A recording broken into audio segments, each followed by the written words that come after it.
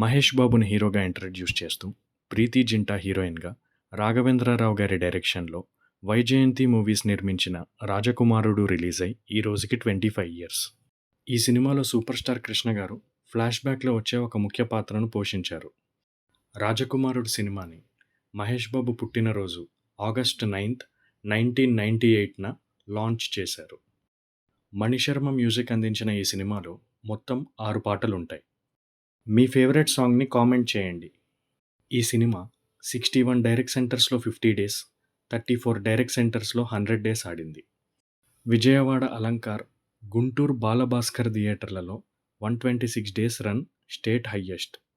అలంకార్ థియేటర్లో 57 lakhs gross, 23 lakhs share collect చేసింది.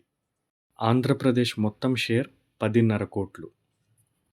Hyderabad Devi 70mm 102 days run. ఈ సినిమాని నేను నా చిన్నప్పుడు విజయవాడ అలంకార్లో చూశాను.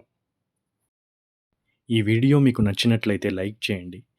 ఇటువంటి మరిన్ని వీడియోస్ కోసం సబ్స్క్రైబ్ చేయండి. ఇలాంటి theatre and movie run details అంటే ఇంట్రెస్ట్ ఉన్న మీ ఫ్రెండ్స్తో షేర్ చేయండి.